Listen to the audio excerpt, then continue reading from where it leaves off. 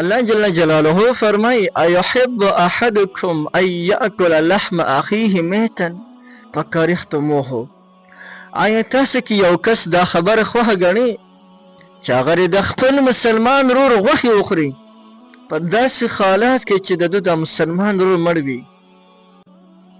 الله فرمای فکرهتموه، تاسو به د ده دا خوراک بد وګڼئ.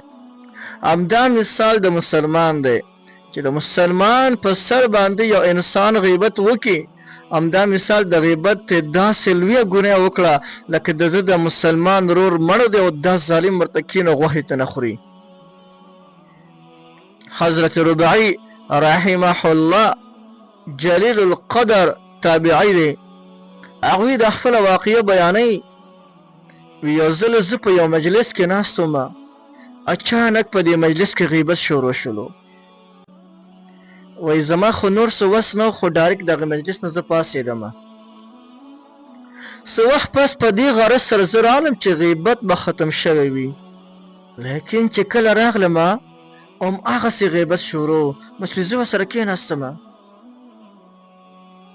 وای ما پکې یو څو جملې د غیبت وویلې. د هغې نه پس مجلس ختم شو، زه مر ووتم بهر ته، هغوی هم لاړه خواره شول. وای څه وخت پس په ما باندې پرکالي راله، خوب راله راغی. خوب کې وینم چې یو سړی دی په خانک کې کچه غوښه اچولې ده او زما خواته راغلو او ما ته وای ربعي وی راشه دا غوښې وخوره. وی کله چې ما دې غوښې ته په صحیح نظر سره وکتل نو دا غوښه د خنزیر غوښه وه. وی ما ورته په حیرانتیا سره وویل چې زه خو مسلمان یم، زه به د خنزیر دا غوښه څنګه خورم او بل د خنزیر غوښه نو کچې څنګه وخورم؟